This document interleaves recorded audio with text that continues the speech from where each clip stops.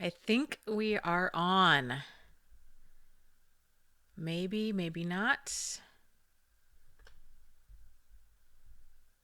Let's see. Maybe.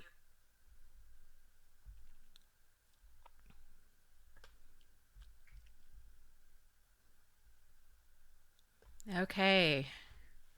Let's see. Anyone here?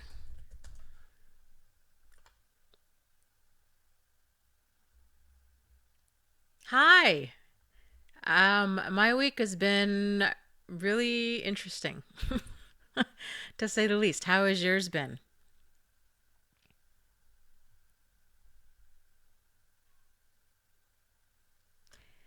Andy says hi. Alex says hi.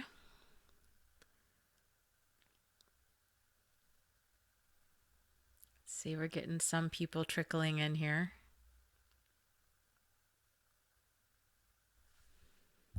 Let me see. This is like the sixth time doing this live stream, and you think that I would have it down, and I totally don't.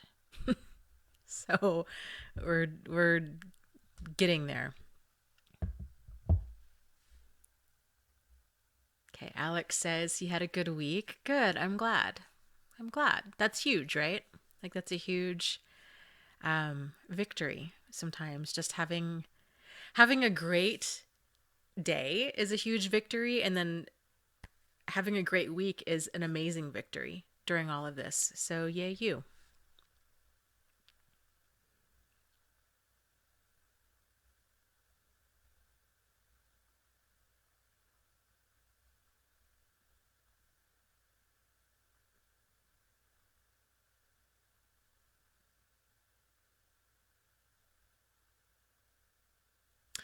Oh,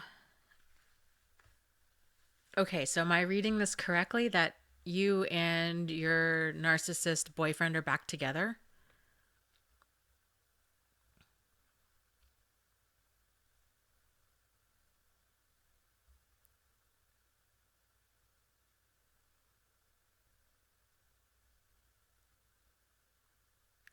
B Major says, "Hey Dana, hey." Um, okay, Alex, I must have missed something. I know we were talking a lot about your story last time, and we had emailed, and then we had connected in one of the support groups. But somehow I feel like I missed that you guys got back together again. So if you want to talk more about that, we can talk about some of that stuff tonight too. Hey, Doug. Doug says, "Hi, all. Hope you have a wonderful week and everything is good for you. Happy Yule. Hope you are doing well, Dana."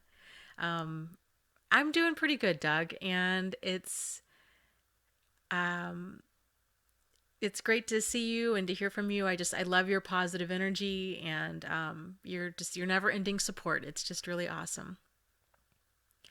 Alex says, "I guess you're concerned. I didn't get your email." Okay, interesting. I am pretty sure I sent you one. Sent you a response email. I'll have to go back through because you had emailed me and had said that this wasn't your real name, and then did I just dream that? Like I like vividly remember this email and us emailing about that. So okay, and maybe I read it and I thought I was gonna get back to you and I didn't. That's a very possible thing that could have happened too. So let me know if you want to talk about that stuff tonight, Alex. We can, or if you want to talk on the forum, we can do that as well. So however you want to do that. Let's see. B Major says, "So thankful for this live stream." Me too. I think it's just a really neat way for everybody to kind of connect and to reach out and just realize that they're not alone during all of this. And it makes me feel really good to do it. Um, you know, I think a big part of why I do this is when I when my whole world came crashing down a second time after my relationship with Steve, we had just moved to Michigan and I knew nobody here. I didn't even know where a grocery store was. Like we were fairly new to town. I'm terrible with directions. I didn't have a job. I didn't have any friends here. I didn't know a soul. And I remember that feeling of, I have family in Chicago, which is about 6 hours from here. And it was that feeling of, I am 6 hours away from getting a hug. And it was just the loneliest, hardest time. It was so awful. And here's like the power of the internet. Okay, so here's how cool this was. So I had put on Facebook at the time, I was in this other group of kind of like holistic health kind of people. And I had put in this group that I recently moved to Michigan. I didn't know anybody and I needed help. Like I really, really needed help. I could feel myself sinking into that quicksand and I needed a hug. And a guy who I've never met. I've chatted with, he was in this group. I've chatted with him, casually in this group. He reached out to me and said, hey, I have a sister. She lives in Flint, which is about an hour away. She's fantastic. Her name is Nancy. Here is her phone number. And I felt really uncomfortable calling her because I didn't know her. And I finally one day was so low, I finally did call her. And she was so fantastic, and she answered the phone and I said, hi Nancy, my name is Dana, and Michael told me to call you. And she just said, hi Dana, how can I help?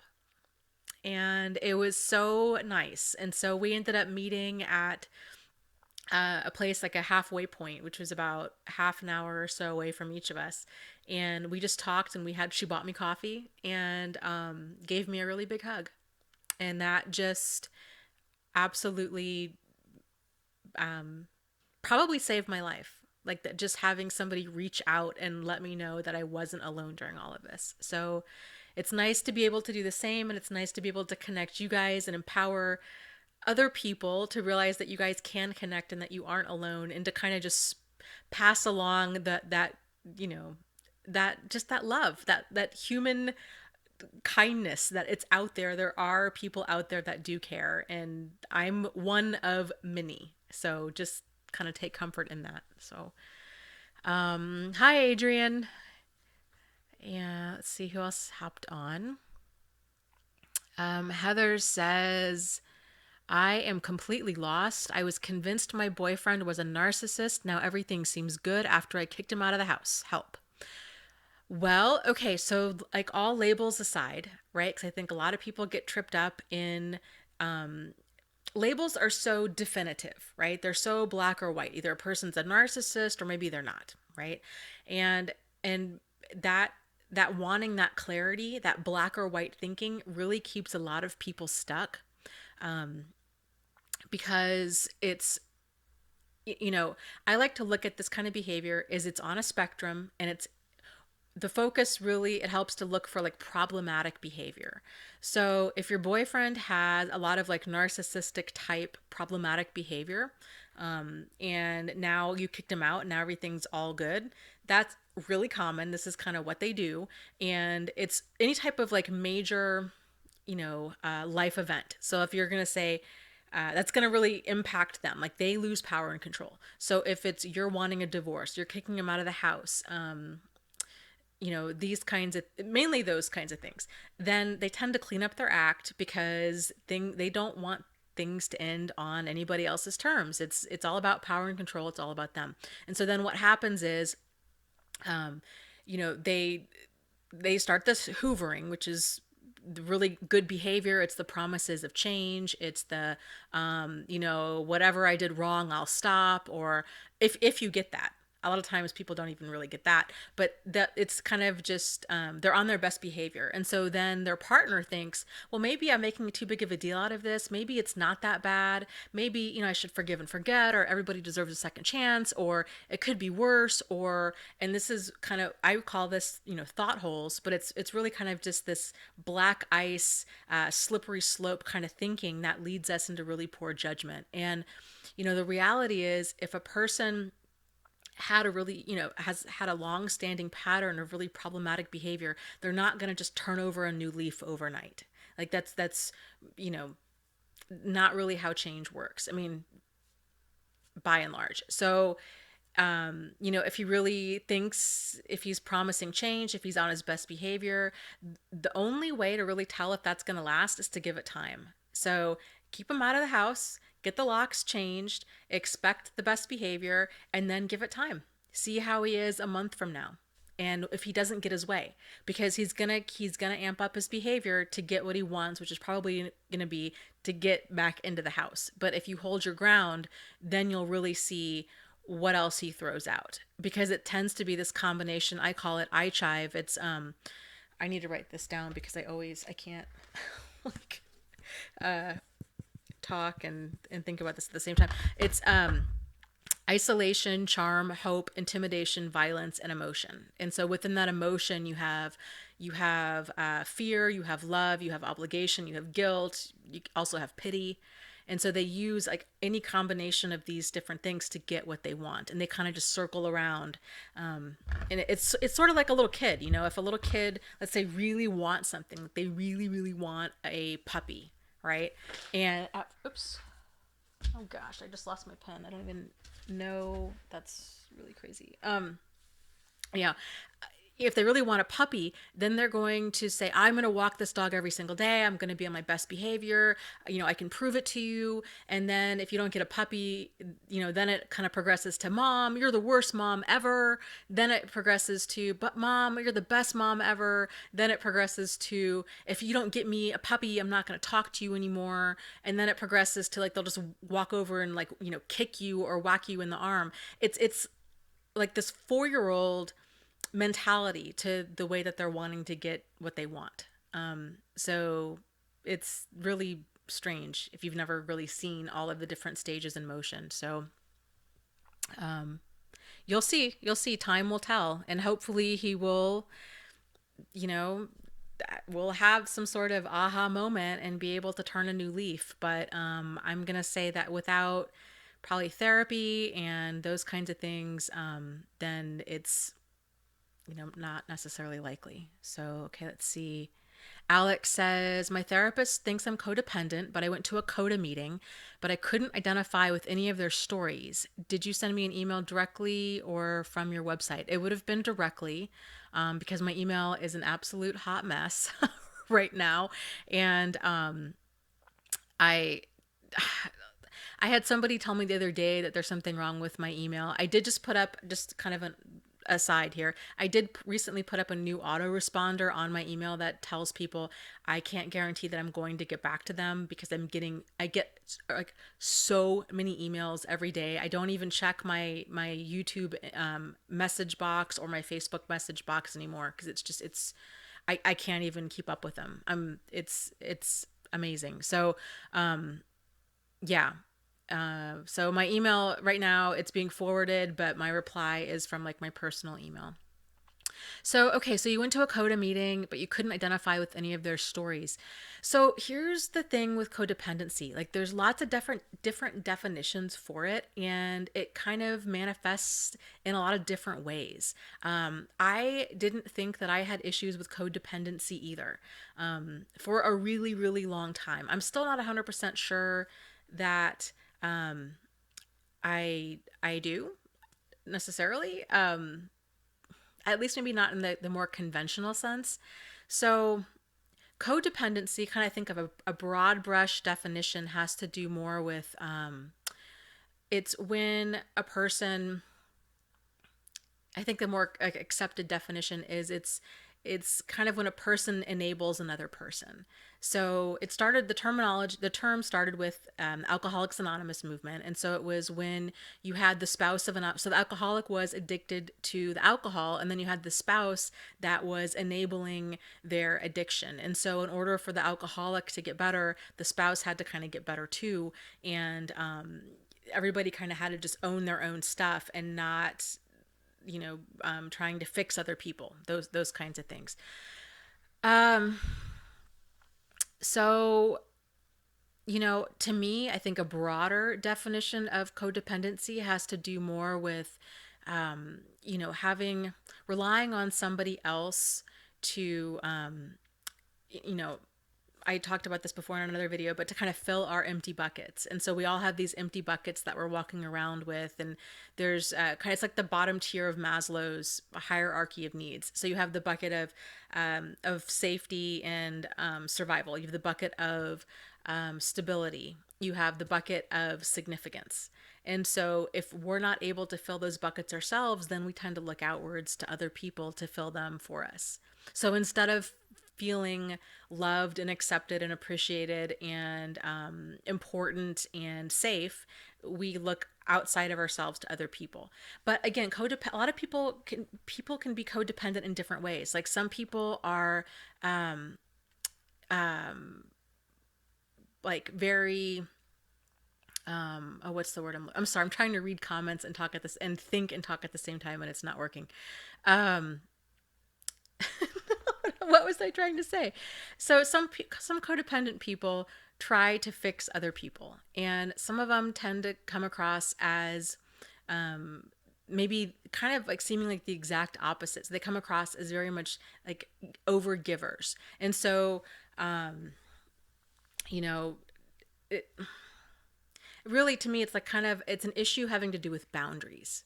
And so it's that feeling of responsibility for other people. It's that feeling of kind of the whole like I will sink myself in order to have somebody else swim kind of feeling. And to an extreme, so it can be a lot of like dating people that are addicts, dating people that are alcoholics, dating people that quote unquote need you.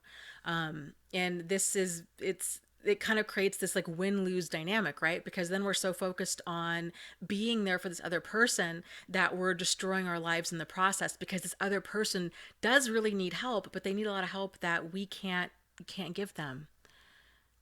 So let me see, let me scroll up.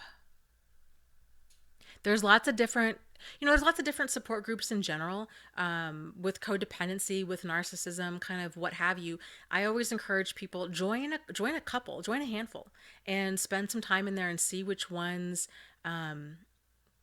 you resonate with the most. So Alex says, I've listened to the video about buckets several times, but self-love can't replace a living warm person in my opinion. I agree. There's a lot to be said for having another human being in your life, but it can't be, we can't, if we have like a self love deficit, another person can't fill that. And if we're looking towards another person, and I know it sounds like so, I don't even know, like just fluffy like psychobabble kind of talk, but it's really really true. Like until, and it's kind of this like weird zen riddle, right? Like until we're okay with being alone, it's you can't look to other people to make you okay with yourself. It's kind of this conundrum. So like you have to love yourself before we can really love other people. We have to be okay with being alone before we can try to be in a relationship. And because once you are okay with yourself, once you do value yourself, then we don't get tied up with people. We get tied up with people, or I shouldn't say tied up, but we get involved with people that are healthy and stable and independent and self-sufficient. And we're not in this dynamic where we need each other. It's more of this like, okay, I really want you in my life. Like I really enjoy you and I love you and I appreciate you for what you are. You don't need to change. Everything is, we're kind of bringing our highest selves into the relationship. But if there's that codependent or that narcissistic element there, that highest self isn't there. We're in that relationship kind of clinging on to this other person in order to save us. And but really we both end up sinking is what ends up happening. So let's see.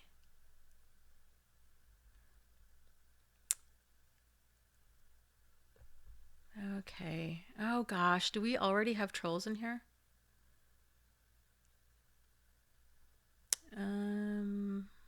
Or am I just reading this weird?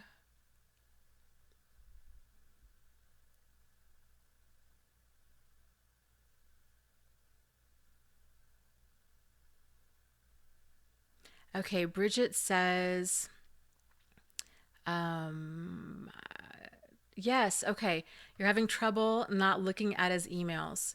So let's see, how do I stop looking at his emails where he is soliciting sex from men and women on Craigslist? Um, I thought I would be over it by now. I think sometimes it's such a shock to our system. Like it's hard to believe that it's really there. That we're really seeing. It's hard to wrap your mind around. Like if you never saw that coming, then I can understand you needing to see that to really kind of make sure that it's still there.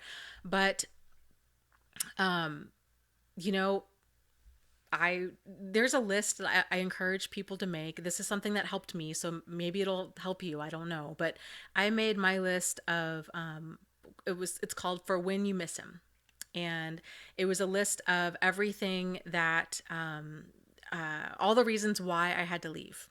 And so it was listing things like that, because he was, soliciting sex on Craigslist from like everybody, and because he'd lied, and because just all of these different reasons.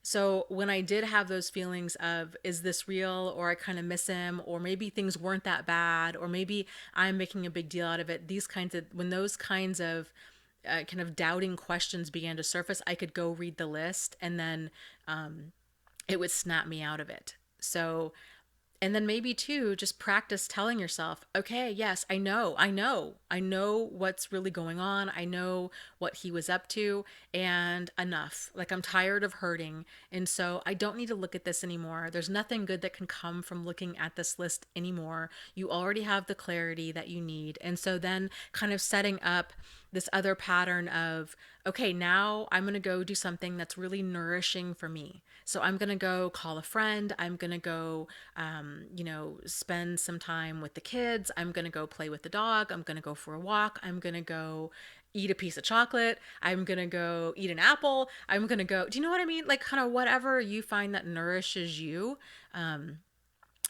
do that. Do that.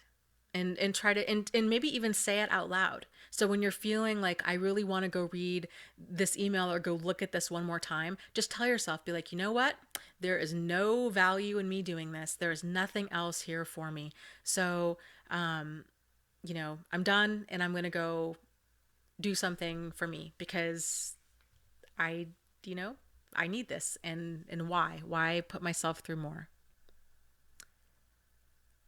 Let's see. That's a cute name. Peace Pom Pom says, a hug is a moment of compassion from another human being. Until we can trust ourselves to self provide love, care, respect, we are vulnerable to being attracted to partners that will take and not give. Yes, I agree completely. Completely. And so, if you guys kind of know my story, I went from a divorce, right, crashed into Jack, and then ended up dating another guy who was a jerk, but didn't have like the craziness. It wasn't to the extremes that Jack and Steve were. We broke up, and then I dated Steve, and I kept thinking, I'm like, what on earth is going on? This is a lot of dysfunction in like a 5-year span of time, and I don't normally have this in my life. So I really couldn't figure out what was going on, but I really think what it was is I was so starved out for love, for affection, for attention, that I was really not thinking clearly. I was seeing these men based on how I really wanted to see them, not on how they were, because there were red flags there, but they weren't as obvious as I guess I felt like they would be for a person that had that kind of double life. I never had encountered a covert narcissist or like a sociopath that was that wolves in sheep's clothing before. The problematic people that I had encountered before were like wolves in wolves clothing. Like, you saw them coming. So I didn't get it. But yes, that was exactly my problem. It was a self-love deficit. I didn't know what that meant, because that whole concept of, you really have to love yourself, you really have to be your own best friend, that sounds kind of just fluffy and feel good, and I didn't know what that looked like in motion. And sometimes, probably oftentimes, I'm the kind of person, I really need things spelled out for me. So, it's just fairly actually been recently, and I've really realized what that means. That to love yourself, to be your own best friend, means to pay attention where to the words that you're using. How are you talking to yourself? If you really were like another person, if you really were your own best friend, how would you be talking to yourself? And paying attention to the words that you use, paying attention to the way that you treat yourself. Treating yourself with love. I had talked about this a lot too. I think it helps a lot of people. It helped me, for sure, to replace the word love with the word value. So how would you, or how could you go about valuing yourself today?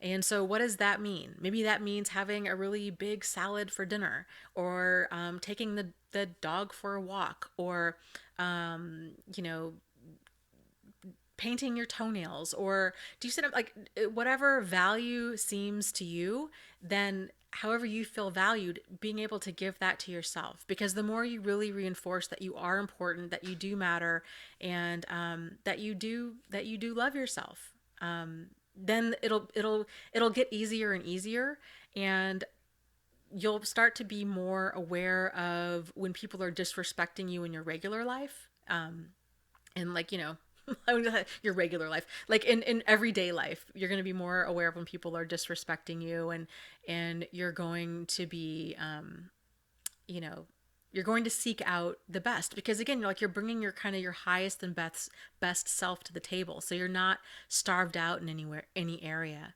So B major says, yes, I just lost my best friend of 25 years to cancer, and then he swooped in like a knight in shining armor. And so, yes, so that's what they do, because they can really pick up vulnerabilities. Is a they really pick up vulnerabilities in other people, and so that's what makes us, that's kind of, here's like our part in it, right? So when we're really starved out, we're not thinking clearly, and this is the whole cognitive dissonance thing. So it's sort of like going to the grocery store when you're hungry, right? Like that's the last time you want to go. And so if you're starved, if you're feeling really starved out emotionally, the last thing you want to be doing is dating. So you really want to nurture and nourish yourself in other ways, where you're not running the risk of getting married or tangled up with a person that's not what they seem to be, because love is a tricky thing anyhow, even when it's really healthy, like we're not thinking straight. But it's really tricky if you're tangled up with a manipulative person. I mean, you look at any Jerry Springer episode, right? So this is kind of what cognitive dissonance looks like in motion. You've got these women or men, fighting over their partner, and there's all of these, they're doing like paternity tests, and they're putting out all of these facts as to like what's going on, and then the partner just needs to say something simple like, well, but I love you, and then it's sort of like all's forgiven, and they just kind of gloss over everything else that had happened. And that's why. It's because they're so starved out. They it's like trying to take away a bone from a starving dog. Like they're not going to let go, because in their mind, and this is just how the human brain works, like it's like we're hardwired. Like if we lose that, then it's the same as death in a way. So people get really, really, really, defensive when any type of change, there's some sort of like kind of pending change on the horizon, especially if it has to, which is understandable, right? Like, especially if it has to do with a marriage or a relationship, especially if there's children involved, because it's not just easy. It's never really easy to walk away, but it's really not easy to walk away if you've got a house together and you're married and you've got kids, and there's a lot more to it. It's easier for a lot of people to just justify and minimize and deny and deflect and and rationalize and do all these things, instead of seeing their partner for what they really are. So,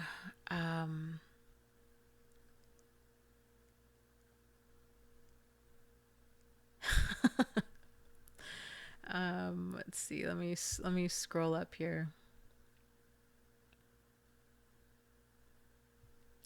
Okay. Holocene Man writes, "Dear Dana, okay, I recently read." He didn't say "Dear Dana." I just read that into that. Dana, I recently read an article that stated that a relationship with a narcissist forces codependency in the non-disordered partner. What are your thoughts on that? I think it.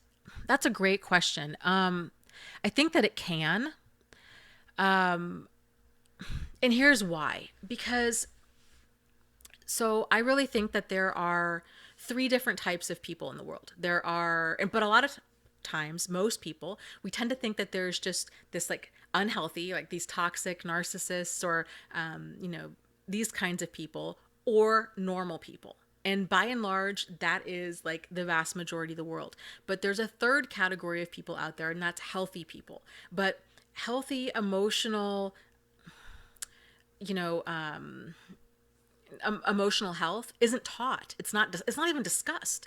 And so we all, I think, tend to start off with kind of like this normal level of emotional health, which generally entails some degree of codependence because that's what we're taught in the media. It's this whole idea of you complete me and true love never dies. And, if our relationship's not about two perfect people, it's about two imperfect people that refuse to give up on each other. It's all of this garbage that's fed to us. And so, because a lot of people have this idea of, you know, uh, some degree of dysfunction, some degree of like enabling or disempowering behavior is just part of it, and that's what like a quote unquote normal relationship is about. It really kind of fosters this codependency because they're being manipulated. And of course, like if you didn't know, if you've never dated one of these people before, didn't know that this existed, it's really easy to fall into it because the manipulation is so subtle.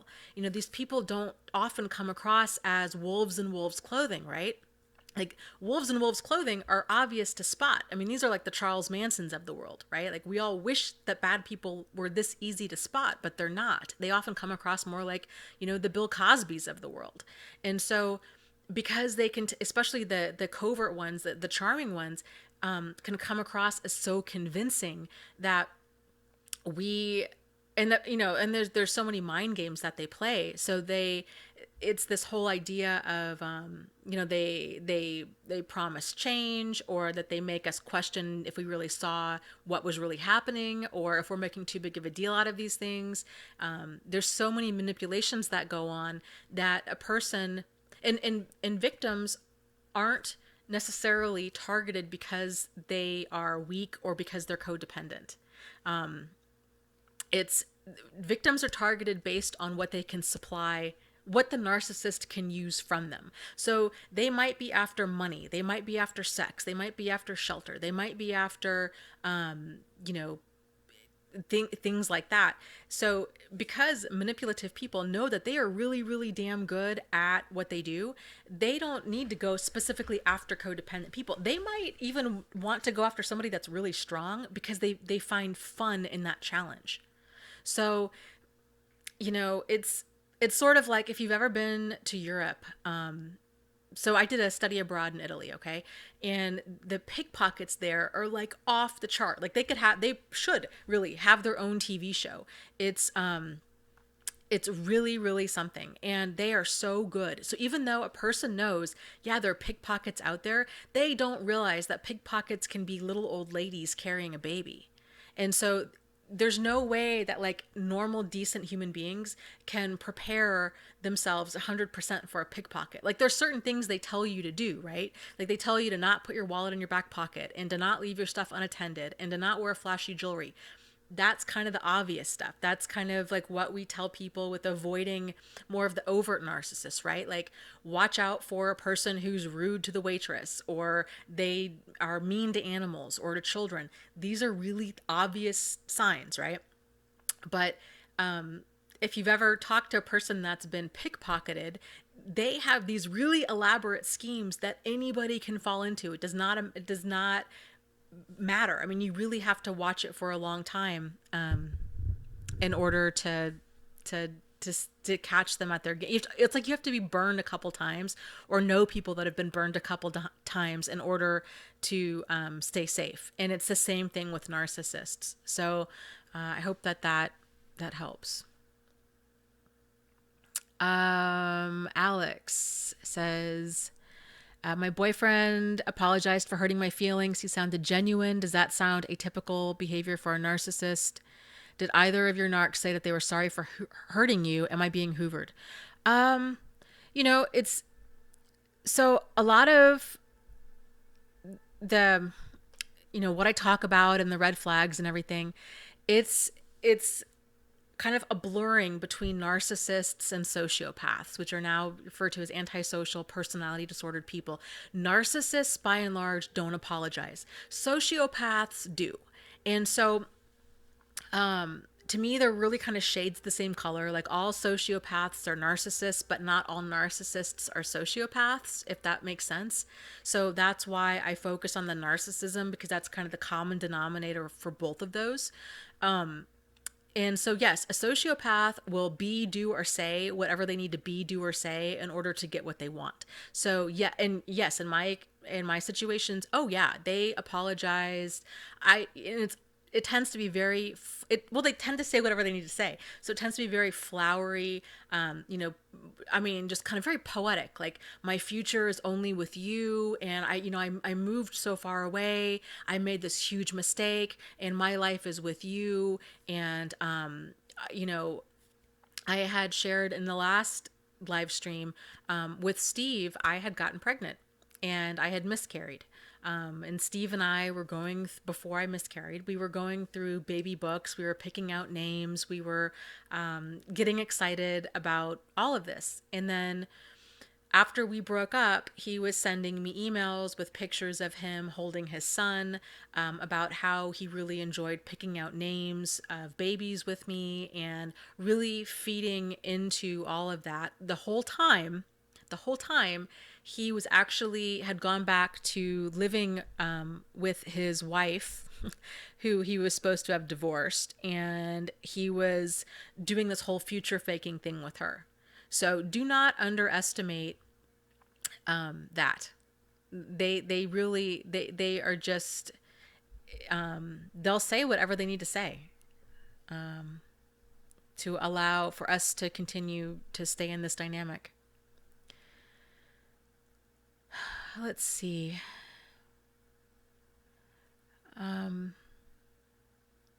Daniel asks, oh, that's a great question. Are most narcissists, oh, I just lost it. Hold on, I gotta scroll up. Okay, are most narcissists aware of the fact that their behavior is hurting people, or are most of them convinced that they are nice, good people, especially the coverts?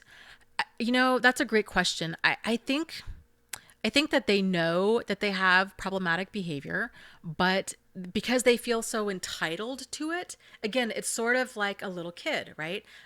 If a little kids, it's really hard to get them to have responsibility, right? They will protest. I kicked her because she stole my dolly, and I, kind of did what that it's the same kind of mindset of, yeah, I did this, I know it was wrong, but I had to, because this is why, this is what she look, this is kind of the catchphrase, or the very common phrase for all abusive people, is the look at what you made me do, right? And so there's never that acknowledgement or that admission of, that they own their behavior. It's always, you made me yell at you, you made me hit you, you made me cheat on you. Because if you had just been more loving, more paid more attention to my feelings, to done all these different things, then things would have been, then I wouldn't have had to hurt you. But because you didn't act a certain way, you left me no choice. But of course, that's not how things really happen. That's not how adults handle things, right? That's not how healthy adults handle things. And so what this leads to is, because they sound so reasonable at the time, right? It sounds like, oh wow, you cheated on me because we were having problems in our marriage. I am so sorry. Like, I did not know that I was spending so much time at work and with the kids, and that you were feeling so left out. Right. And so then the victim or the partner starts changing their behavior, which is called walking on eggshells. So then they start being like, well, I'm going to be more attentive. I'm going to be more loving. My behavior, if I change my part in this, then this will change you from going out and cheating. But the reason is a person cheats is because they cheated. Because they wanted to cheat. I mean, this doesn't, you know, I can't do anything that's going to make you yell at me, or that's going to make you throw a brick through my windshield, or that's going to make you, cheat on me or act a certain way. People, you know, adults, we realize this, that this is, we choose our reaction, right? So like if you have a coworker who, is stealing your work and doing all these terrible things, we all know that we have the choice. We don't have to go in there and throw hot coffee in their face, right? Or we don't have to go in there and cuss them out. Like, we're choosing that reaction. The reason we don't choose that reaction is because it's wildly inappropriate. So I hope that that kind of answers that question. Let me scroll down here. It is hard for me to keep up with the comments. This little scroll bar thing does not work very well.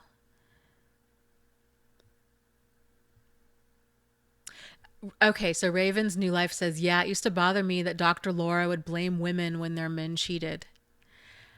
Yeah, I would agree completely. I think the one thing that I did like about Dr. Laura is that she was, in a lot of ways, very much in defense of men. And so, she would talk about this because it's weird. Like, our society has really shifted to be that women can have all of this bad behavior and that men are somehow just supposed to take it. And that's not okay. Like, abusive, hurtful behavior is abusive, hurtful behavior. And, there's a lot of women out there that feel very entitled to just kind of sexually just turn that spigot off and then expect that their partner to just suffer because they don't want to have sex anymore, or these kinds of things. But it still doesn't make cheating okay. But yeah, so okay. Let's see. Raven says, early in our marriage, the narc said if I didn't do what he wanted sexually, he would get it outside of the marriage. Well, that's a threat, right? And so that's not cool. And it's one thing to be able to, to explore things sexually and to have that conversation of what are you open to, what are you not open to. If that kind of stuff is, if certain things your partner wants sexually are deal breaker stuff to the point where it's like, well, then I'm going to get it outside the marriage, then, it needs to not be an ultimatum, because that's forcing your partner into doing things that they're not comfortable doing sexually in order for you to stay together. It's totally just outrageously not okay.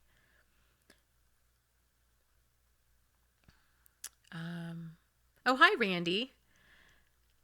Um, let's see.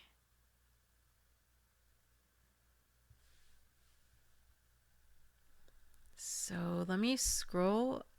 Okay, so Raina says, I hate that I miss him to the point that my mood depends on how he treats me. And so, okay, so that's very, very normal. And this is part of this whole like emotional roller coaster ride that we get taken on. And so because there's so many different factors at play, right? So these types of relationships, because they really, isolation is a big thing. They don't want their partner to really, they might say that they want you to have friends and hobbies, but they really don't. It's sort of like in a very limited way. And so the partner's world begins like shrinking, shrinking, shrinking, to the next thing they know, this abusive person is their whole world. And so it's a very lonely way to live, because we all need friends, we all need human touch, we need to get out and feel like we're living life. But it becomes really, really dangerous and deadly if we make that one, especially if this person's abusive, make this whole one person our whole life. And and that's what they want, is they want your mood to depend on how he treats you. And this is part of this whole like grooming behavior. So it's sort of like, I will, give you love and give you attention and give you affection if you behave how I want you to behave. And if you don't, then I'm turning that spigot of love and attention of affection off. And that's a really hard way to live, because, and it's an impossible way to live, because this is all about power and control for them. It's not about love. You cannot earn their approval. You cannot earn their love. You can't, you will never get there, because there is no there to get to. They keep moving the bar because it's all just a big game to them.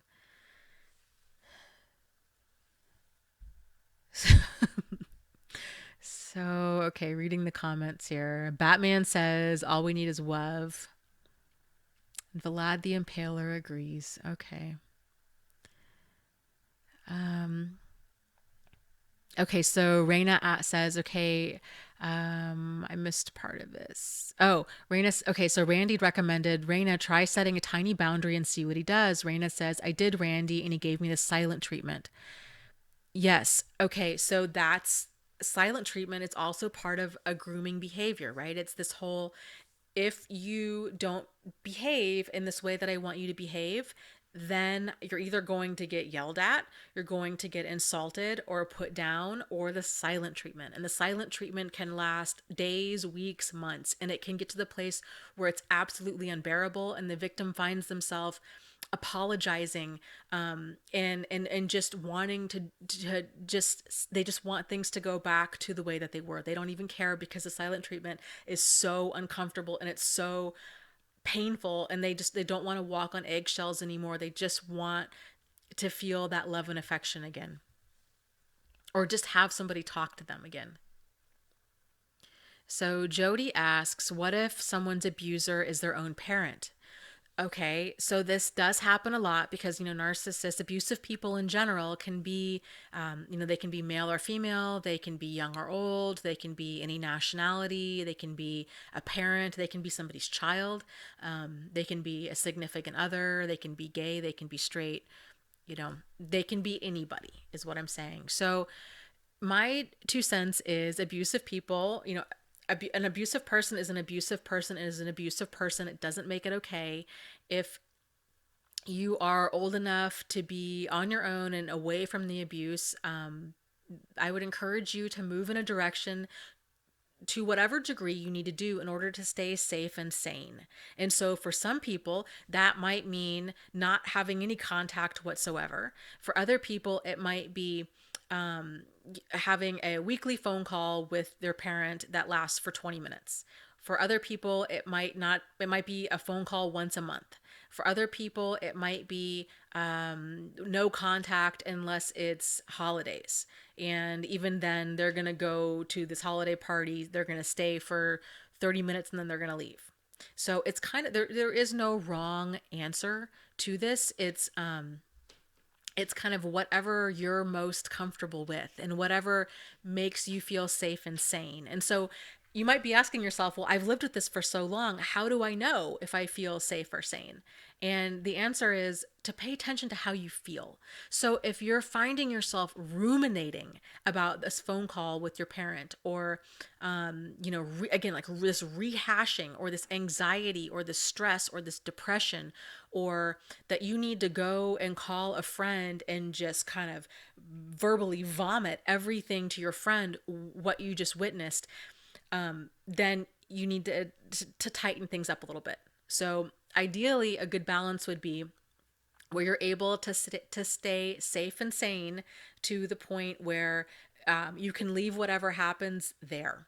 So you have this 5-minute phone call or whatever, and it's just really cut and dry, and you tell yourself going into it, I just I'm gonna say hi and I'm gonna say bye, and then that's it. And then you hang up the phone, and then you don't think about it again. You're not rehashing it. You're not having all of these negative feelings about it. You're not letting it ruin the rest of your day. And so that whole like low contact, just backing up to a place where you're comfortable, and then realizing, of course, too, that other people in your family are probably not going to approve of this, because that's really common. This goes back to the the three tiers of people out there, the healthy, the normal, and then the toxic. So normal people have this idea that family is forever and that we should always forgive family, and it just doesn't care if they are child molesters, if they're rapists, if they're murderers, if they are verbally abusive. It doesn't care. It doesn't matter because they're your uncle or they're your mother. And this is really, really toxic thinking.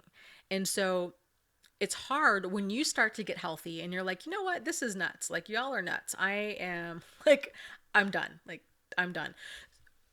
They're not going to be supportive of that because this is the dance that they're used to dancing. And so you're most likely going to be kind of ruffling a lot of feathers by setting boundaries. And so you can always tell people, and this, it helps to anticipate, which is what I recommend for all of us. Anticipate really everything in life as much as you possibly can, because it just makes life easier. But to anticipate what you think their behavior, what their reaction is going to be. So if you decide, okay, for Christmas, I'm only going to be in the situation, I'm going to go over there for an hour, I'm going to have Christmas dinner, that's it, then I'm leaving.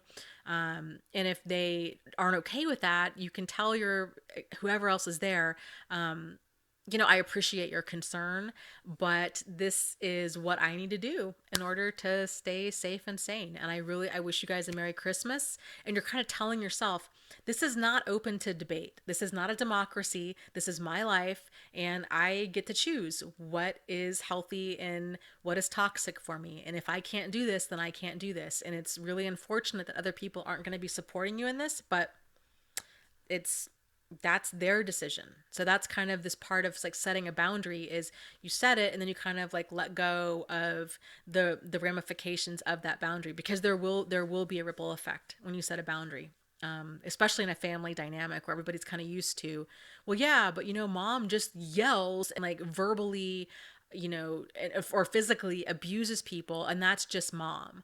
And then you can kind of tell yourself or tell your siblings or whoever, yeah, that is just mom and I'm done. Like, I'm not putting up with this anymore. It's abuse. I wouldn't put up with it if it was any other person. And so that tells me that it's really problematic. And then you just go on and you make your life what you want it to be. So let's see. Let me scroll up here.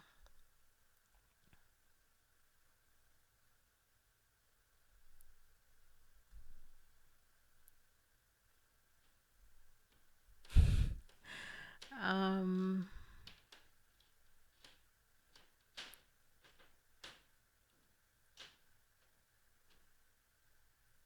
okay, B Major, you ask a really great question. So this question is, I've seen so many people say that they wonder if they are a narcissist. This is so common. Why do we feel this way? Even when our heartstrings are tugged, this can't be so. So,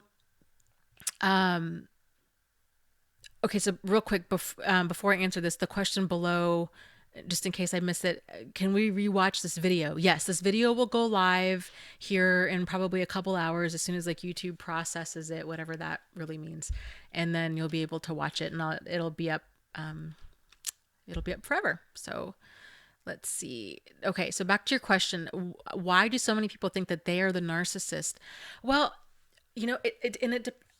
I think there's a lot of different reasons for this, but it depends on, it depends on a lot of different reasons. But if you were in a dynamic where you were getting kind of verbally and emotionally abused, you were probably hearing things such as, you're making too big of a deal out about this, or so and so doesn't think that this is a problem, or you don't know how lucky you have it, or man, you're so selfish, it's always all about you. And so they spin things back onto the victim, and so then the victim really begins to question, like, maybe I am the problem, because you're hearing from them that you are the problem, that you're somehow asking for too much, or that you're being selfish, that you just need to but if you pay attention to how you feel, which is a very foreign concept for a lot of us, but it's this feeling of, I feel like I'm settling for crumbs. I feel like I'm settling for crumbs. But they're telling you, like, no, no, I am so good to you. I am so good to you. There are so many other like women or men out there that would love to have me as a partner. And you just don't even know a good thing when you have it. And so it's that kind of stuff that plants the seeds of maybe I'm the narcissist because I want it to be more about me, right? And we start to internalize this, and then that again, that's that whole kind of crazy making of what's real, like what's real, especially if you're hearing from family and friends and your religion that no relationship is perfect and that you guys need to work through it, and that or even a therapist, if you're in couples therapy, if the therapist isn't picking up on the different signs that there is emotional and verbal abuse there, because a lot of times therapists don't. It takes a really highly skilled therapist who's really good at detecting emotional abuse to pick up on these signs. But you can tell if you're the problem in the situation, as far as kind of being more the aggressor, if you're the one that's experiencing a lot of depression and a lot of anxiety, and if you're the one that's wondering if you're the problem. I guess that's probably like the bottom line, because narcissists and sociopaths don't wonder if they're the problem. They truly don't care, because they feel so entitled. So if you're wondering, and this isn't to say that you have necessarily like stellar behavior, because a lot of victims, as things progress, they can and they do often cheat on their partner. They do develop addiction, and they are on medication, and so all of this tends to be kind of coping mechanisms, and it's their kind of passive aggressive way of evening the score. So it's this idea of, well, yes, my girlfriend cheated on me 10 times, but I cheated on her twice. So therefore I can't leave her for cheating on me because I cheated too. And then it becomes like this really dysfunctional thing of, well, we're both to blame. And, and then there's just this pattern of like really sick, toxic, dysfunctional behavior that really drags the victim down. So I hope that makes sense. Rosa says, our therapist never picked up because my narcissist histrionic talked a good talk. A lot of them do. A lot of them are really convincing and they're really charming. And again, therapists are human too. They're people too. And so if they if they were taught about abuse, odds are it was probably more in the context of domestic violence. And so especially if you're talking a dynamic where you've got a female aggressor, if you've got an abusive person who's female and a victim who's male, a lot of that's going to really fly under the radar for a lot of therapists, just because the way that abuse, and it's not, I'm not knocking on therapists at all, it's just the way that abuse is perceived in this country and probably the world in general.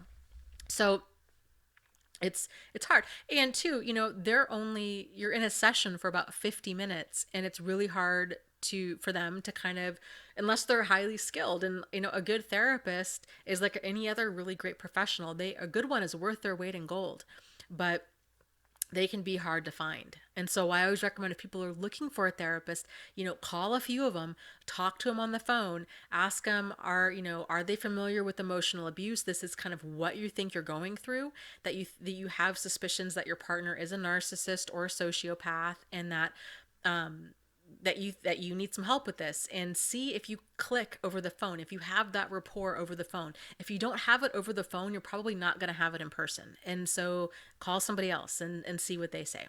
So it's hard to find somebody that you really click with.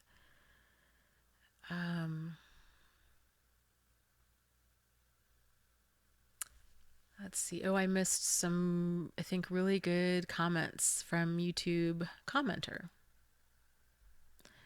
Let's see. I kind of caught the last one here. Let me scroll up and see if I can. Oh, thanks. I can't even begin to decipher what that screen name is. I'll call you M. M says, Dana, your support and advice is so brilliant. Thank you. You're really helping people who are in a bad place. It seems like you've really found your calling. Thank you so much. I feel like I have too. This is something that I really, really enjoy. And I think it's really great that we can all connect, because I think that's kind of where the power is. Not, it's definitely not that I have all the answers, because Lord knows I don't.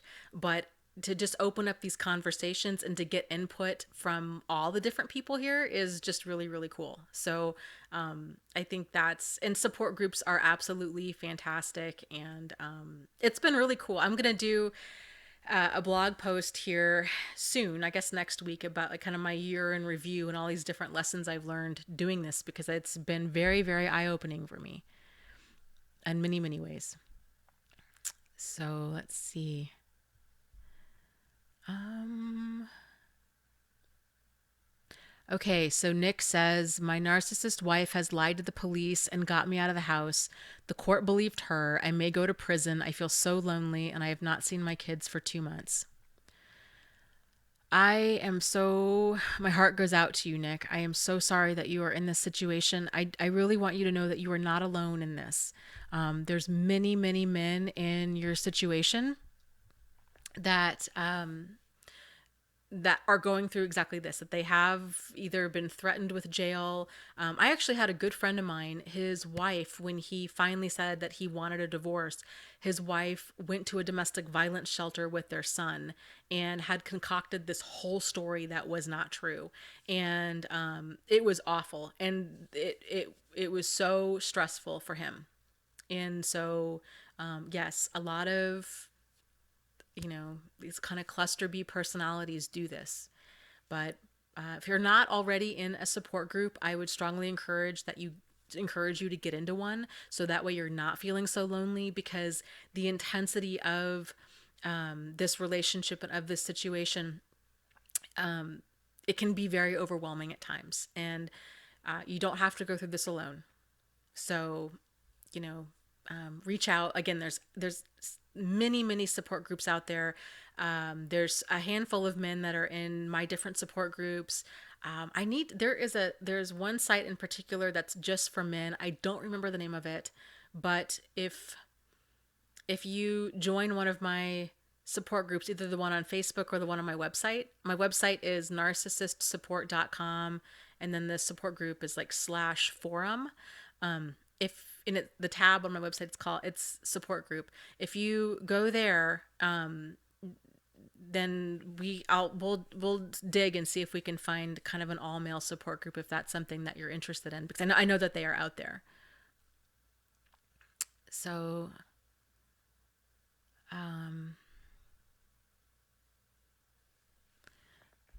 let's see.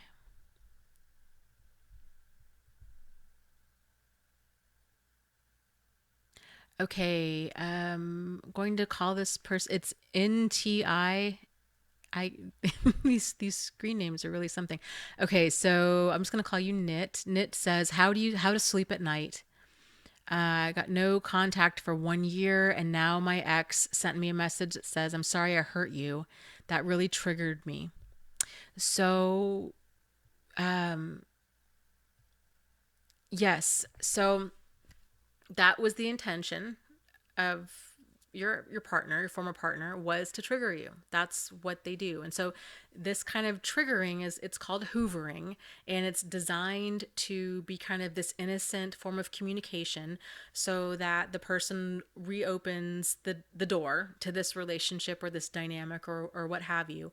And you know, and then the cycle starts again. And so I hope that you were able to stay strong and didn't reopen contact with this person. If you can at all, block their phone number, set up their emails to go directly to spam, change your phone number, change your email, kind of do whatever you need to do in order to give yourself that safety and that sanity. And sleeping at nights, that'll kind of, that'll pass. Hopefully you'd been sleeping okay up until you got that message. But there's lots of fantastic relaxation videos on YouTube that, I think it's even if you're not going through this, like, I think they're a really great way to kind of just end the night.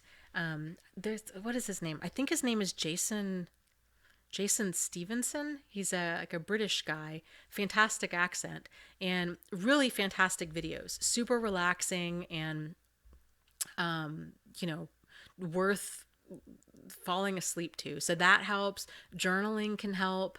You know, I think just reminding yourself of maybe kind of like reframing the situation and telling yourself, okay, yeah, you know, I wish I hadn't heard from my ex, but I'm really glad that I did in a way because it really reinforced to me that I need to keep that door shut. So, okay, that was a reminder that I am worth more and that I need to not reopen this communication with this person.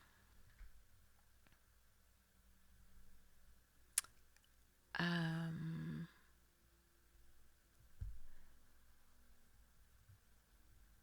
so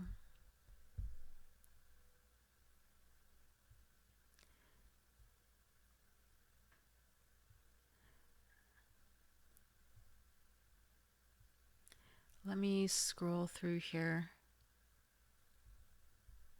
Ah,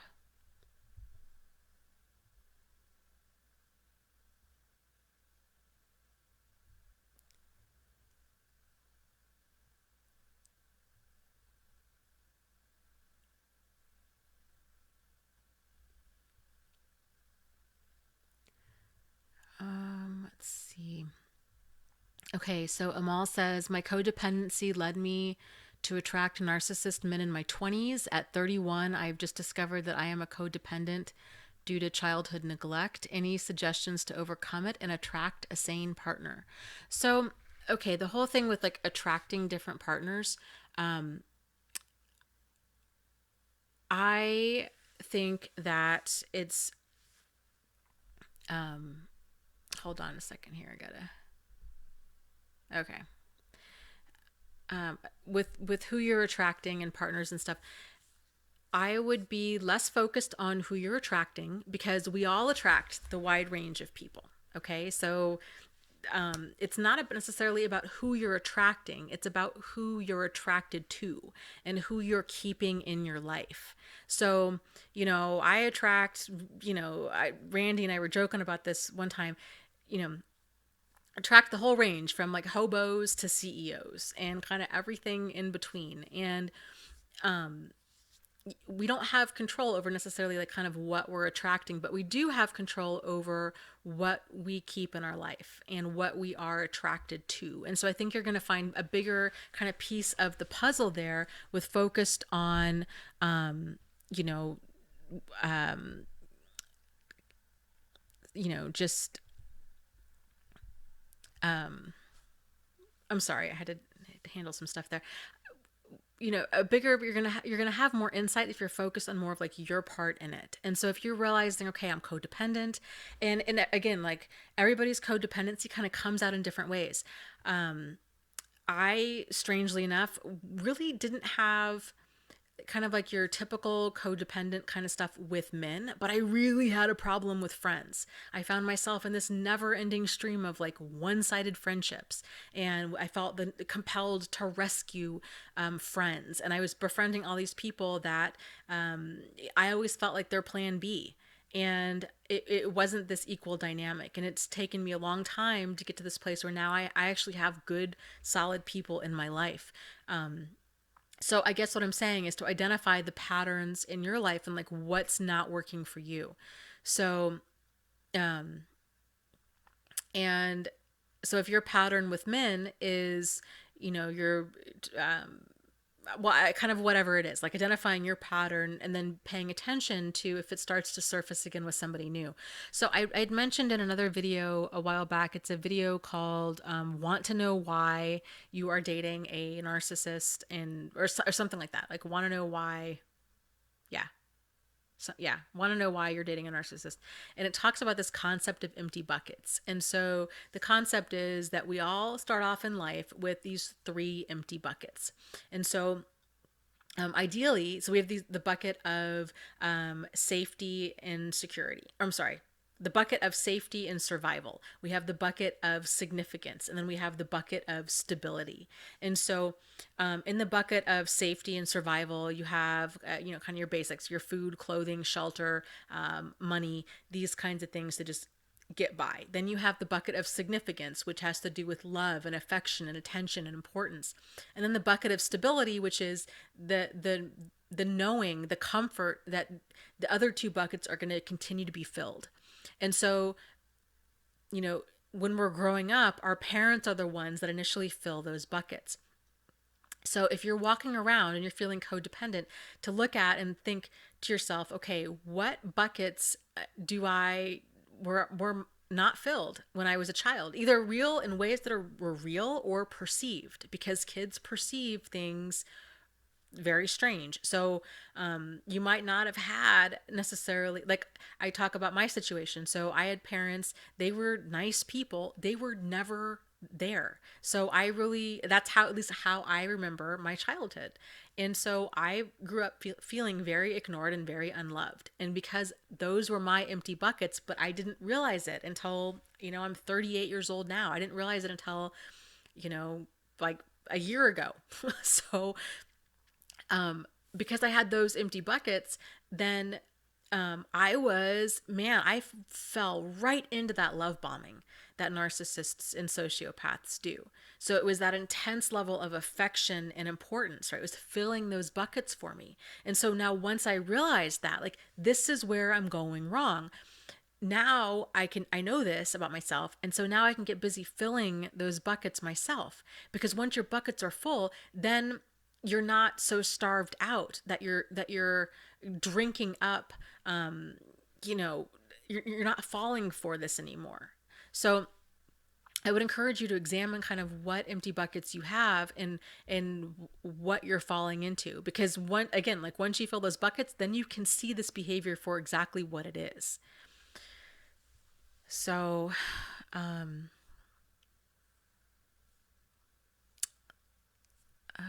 see.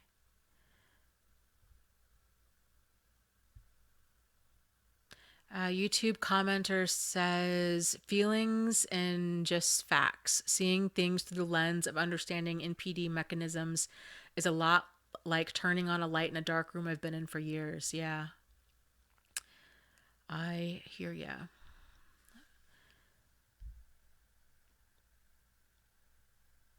Okay, so I'm missing a part of the conversation here. Let me scroll up.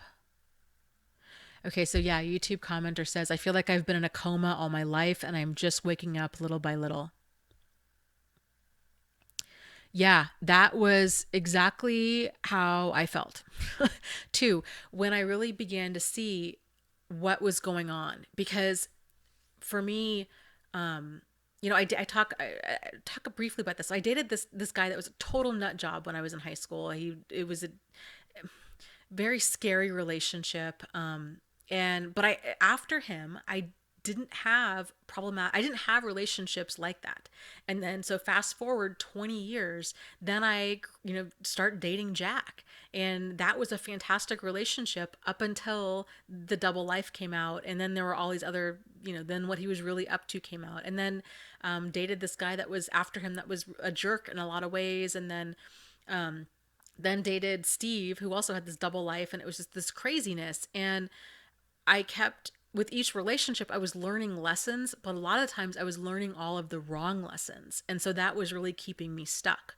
So, for example, with the guy in high school, he was very much an overt narcissist, or probably even more of like an overt sociopath. Like, he was just very dangerous, very destructive, and he did not care. He had absolutely zero remorse, zero empathy. He was a scary, scary dude.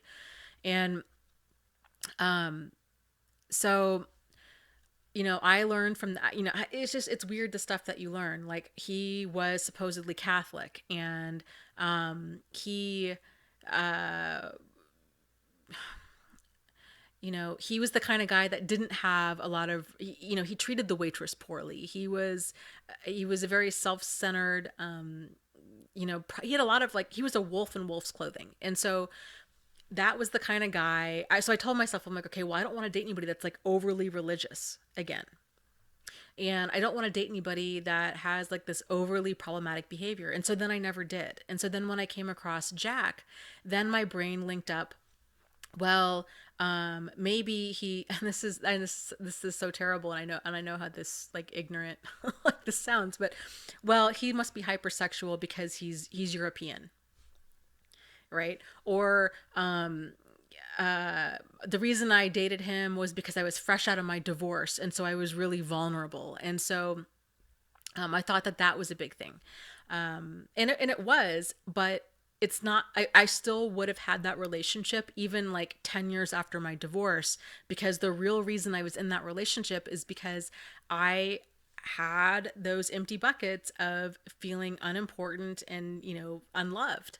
And so I was going to keep repeating these types of dynamics to guys that were making me feel were paying all of this attention to me and that were making me feel very loved and very important with that love bombing. I was confusing that with real love. I really thought I was mistaking that whirlwind romance with, oh, this is how it must really really be. This is how a healthy good relationship must be, because it's like something you'd see on the movies, right? And so like your friends and family are like, oh, you're so lucky because this is just so amazing that you found this person who's so perfect for you and he's so good to you. You just walked right into this. And then that was the exact same pattern with Steve. So that was kind of the aha moment for me was, okay, Steve isn't European, and I'm not fresh out of my divorce, and so kind of now what's still here? Because, and I remember, it's so weird, I remember telling Steve, man, there are so many similarities between you and Jack, like it's just uncanny. And I mean, I the night terrors kicked up again. It was that core, my gut instinct knew that it knew that this guy was and there were red flags, right, that I was glossing over, but I was telling myself, well, this is just, everybody's got some issues, and who am I to judge, and nobody's perfect, and I must just have issues with men and blah blah. But no, the reality was this guy had really problematic behavior. I really didn't want to see it because he made me feel so good, because he was giving me all this attention and all of this love. So yeah. Okay. So now everybody's talking about religion and all this. So yeah. So that then here's the thing with Jack. So I love, like love Eckhart Tolle. I love him. So, and I really am really interested in Buddhism and a lot of the mindfulness practices and all of that.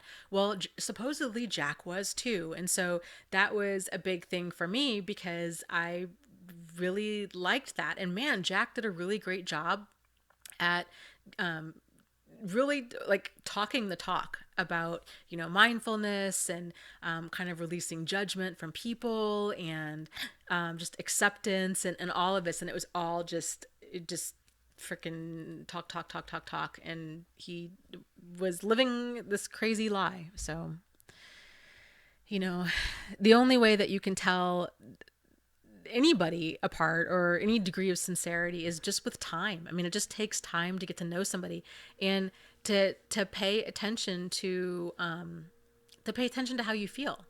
Because if you're feeling confused and if you're feeling like something's off, then something's off.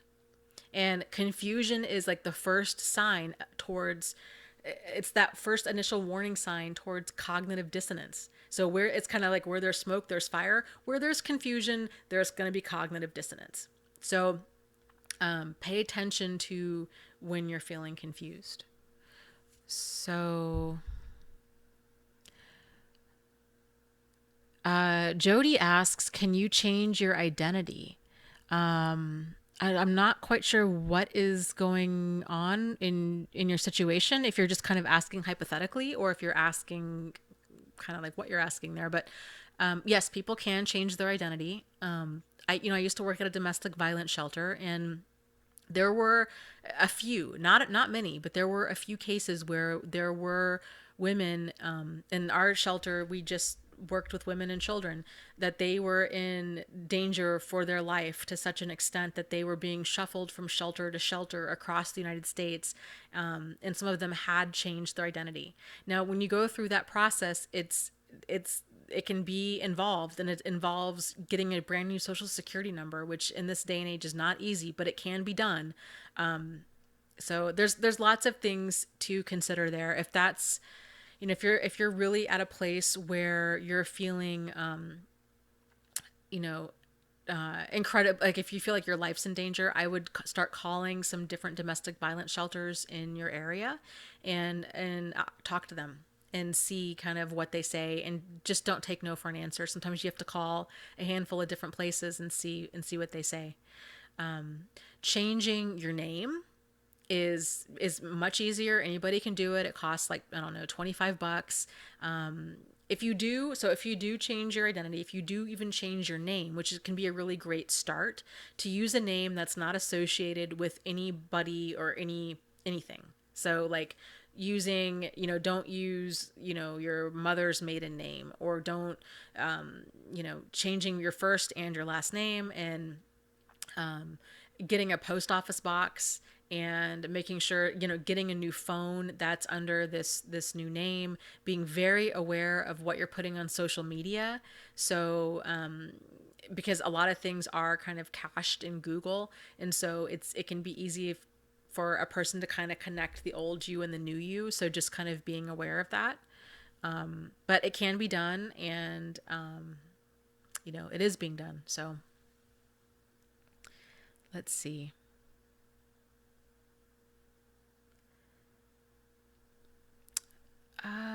Red asks, is dysfunction with his parents a red flag?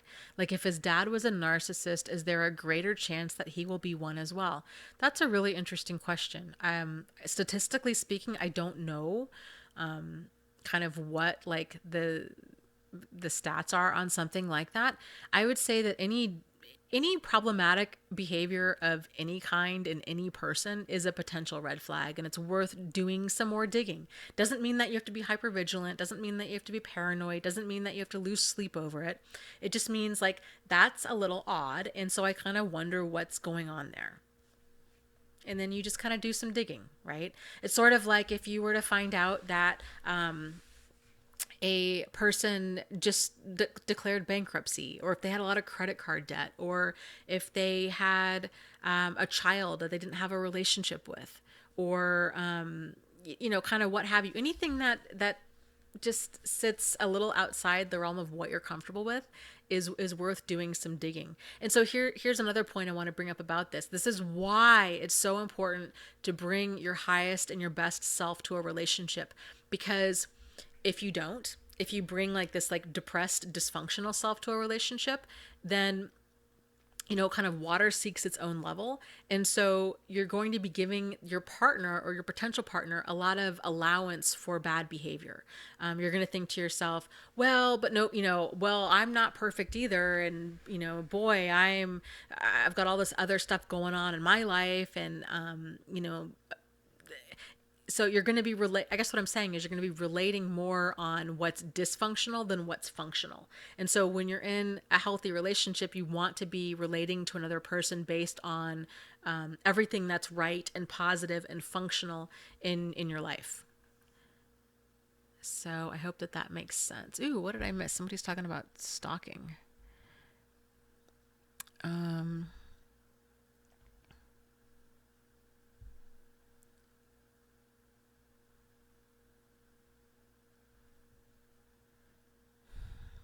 Okay, here's the question. Is it normal to have a sense that they are monitoring you after they discard you or after you've discarded them? Uh, yes, this is called stalking, and yes, this is a lot of people do experience this. And so here's the thing with stalking. So a lot of people tend to think that stalking is like active stalking, that they are, whenever you get in your car, they're there in the parking lot in their car, and wherever you go, there they are. Stalking is really not like that. And so this is another thing that kind of the media teaches us with, or even different domestic violence shelters kind of perpetuate this stereotype of what abuse is, what stalking is. Stalking isn't like that. It can be active, or it can be very infrequent. It can be where maybe the person doesn't surface for months or years, and then out of the clear blue they leave a single red rose in your windshield or a letter on your door. And it doesn't have to be scary. I mean, it's terrifying to the victim, but it might not be, it might be something like a red rose. It might be a letter that says something like, thinking of you, or, I saw you at work today, or, these kinds of things. And it can, and oftentimes does, tend to escalate if they're not getting the attention of their target. So something to definitely take seriously. I encourage people to,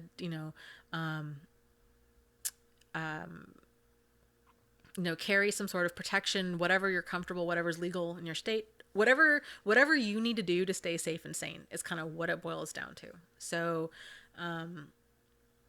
if you feel, if a person, because these people can be really, really unpredictable and very, very dangerous, and their behavior doesn't always kind of escalate in a straight line. Like they can go from, no history of violence to violence, like that. If you're feeling that you're in danger, this is like going with your gut instinct. If you're feeling like you're in danger, then you probably are, and it's something to definitely take seriously. So again, doing what you need to do. Don't let anybody kind of downplay this for you. So if you feel like, maybe I need to move, then maybe you do. So lots of people tend to move, and I think that's a really good idea. So I feel like I was in the middle of answering a question and then I forgot what it was. We're talking about narcissism in narcissistic parents, and if a narcissist, if they have a higher chance if their parents are narcissists. Um, you know, I think the theory on that tends to be that there's, that narcissists are, come from a childhood of some sort of abuse, and but the reality is that we don't really know for certain. So yeah, probably some of them do come from abuse, but lots of people are abused as children, and they don't, they, and then they become codependent. They become the exact opposite, or they become, balanced, healthy people. So, it doesn't help. I mean, it doesn't help anybody to come from like an abusive childhood, but a lot of them do come from abusive childhoods.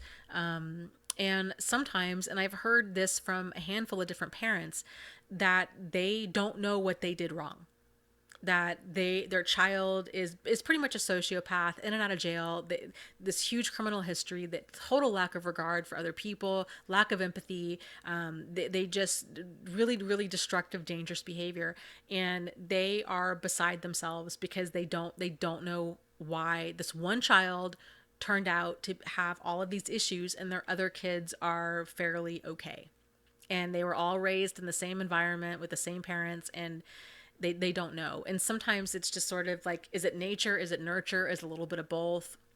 you know Sometimes people just, they just develop in ways that we don't fully understand. I mean, the whole concept of personality disorders and even mental illness, there's so much in this that it's a very new science, and I would be curious to know how studied, sociopathy or psychopathy or even narcissism is, because I don't know if it's really that well studied, although it should be, because it's, you know like the social cost of it is phenomenal on every level, like not just with the prison system, but like with, the destruction of families, the destruction of property.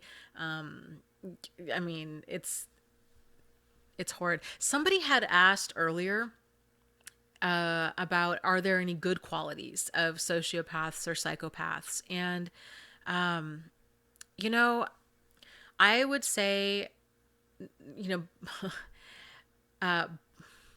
I'm sure, they're human beings, so nobody's really 100% rotten, right? There's, most people. I'm sure there's some decent things about Charles Manson, and he's an extreme example of a guy with like a lot of problematic behavior, but maybe he really likes animals. I don't know. Most people aren't 100% bad or 100% good. With, sociopaths and psychopaths and narcissists, because they lack empathy and they think that they're very grandiose in their thinking, you know, if they're using those abilities for good, because this is the catch, is they tend to not. But if they were, then man, the world could, they could really do a lot of amazing things, because they really aren't afraid to fail. They think that they can do kind of whatever they set out to do.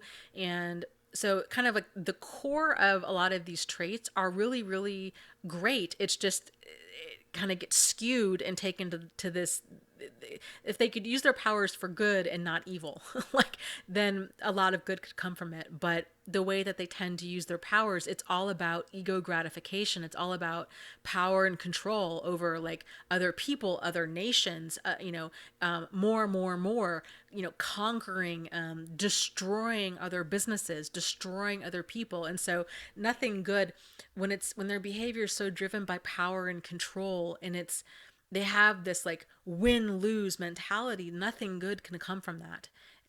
It's feeding that hungry ghost. Like they want more and more and more, and it's just insatiable. Let's see. What did I miss here? Okay, so Teresa's saying, yes, research shows frontal lobe damage and other brain malfunctions for psychopaths. Yes, I remember reading, and I don't remember which book it was in, if it was in the Dr. Robert Hare's book on psychopaths, about kind of different EKGs and stuff that they had done for psychopaths. But yes, they had done tests where they were showing them different pictures of images that were designed to like evoke empathy or uh, guilt, these kinds of things, and they didn't have those parts of their brain were not firing and lighting up like other quote unquote normal people's brains, it's very interesting. Um, At Jody, you're full of really interesting questions tonight. Jody asks, is it possible for psychopaths to be introverts? Sure. I don't see why not. I mean, it's um a lot of them I'm sure are. Just because there's so many different dynamics to a person's personality. So a lot of like sociopaths and psychopaths tend to not have a lot of friends. They tend to not be they tend to be charming, but they tend to not like connect with people in normal ways. So they do tend to kind of be loners in that sense. Um, let's see. um, Gwinspiration says, "Hi everybody, I'm loving this community." Thanks. Yeah, me too. It's really neat to have everybody here talking, chatting, whatever this is. YouTube commentator says, "Have you ever wondered why people don't know about this stuff unless they've been a victim of it?" Yeah, I know, right? Like that's really, really wild. I felt very much that same way. Like, especially when I got into a support group, because I really felt like what I was going through, that maybe I was making a mountain out of a molehill. Maybe I didn't know what was really real. But then going to a support group and hearing other people's stories, it was just the most wild thing. It was we were all telling different versions of the same story.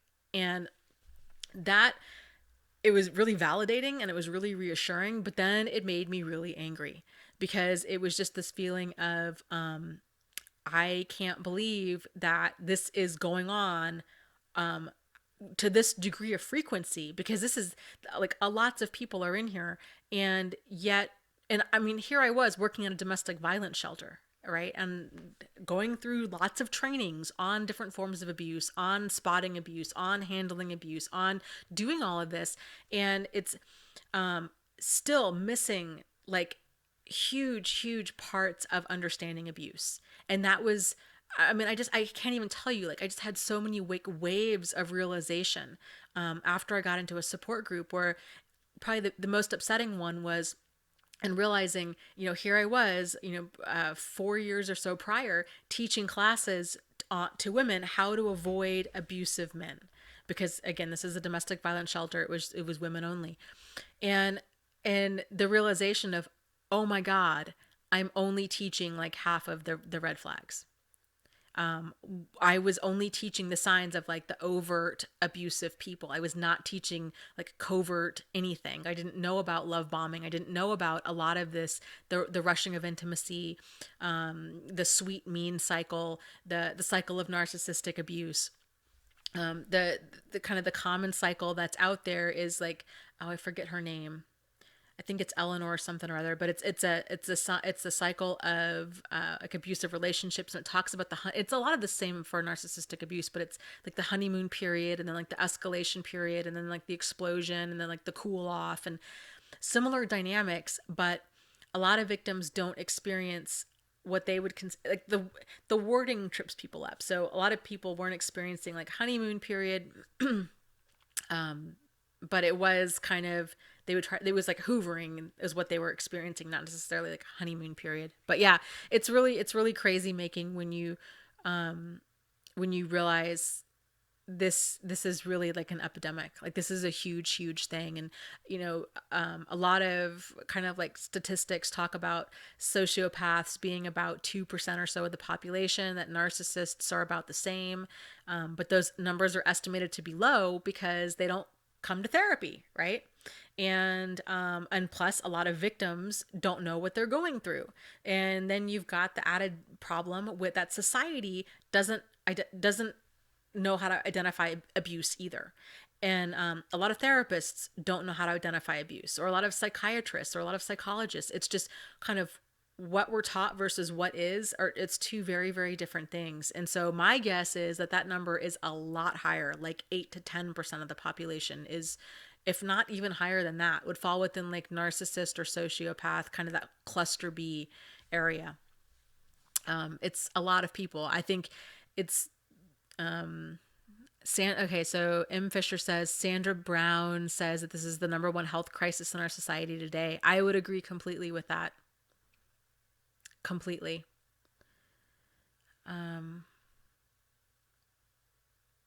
And so, oh God, Randy says, I was on a plane today surrounded by antisocials. Oh, I am like, that's a long plane ride. I am so sorry. That's,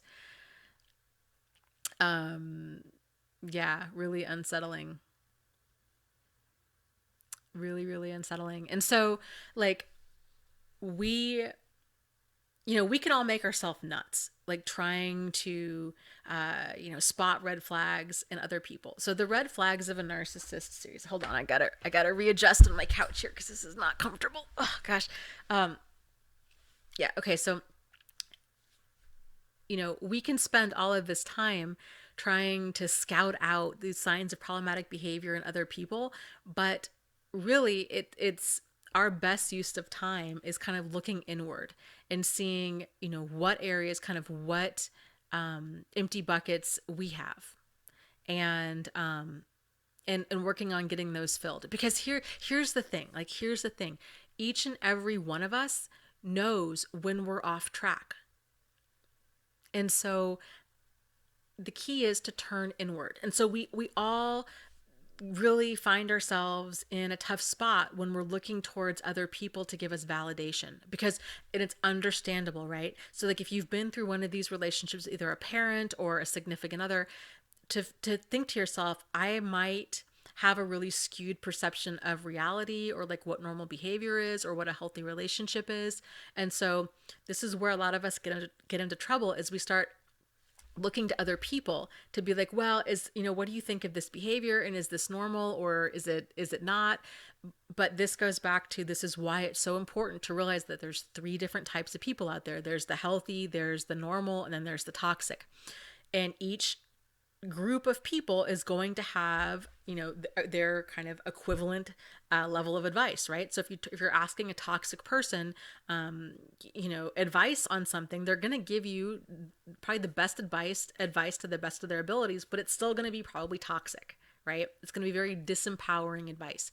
If you ask a normal person advice on a situation, they're going to give you normal person advice, which is probably going to be some blend of enabling or disempowering advice. If you ask a healthy person advice, they're going to give you advice that's very empowering.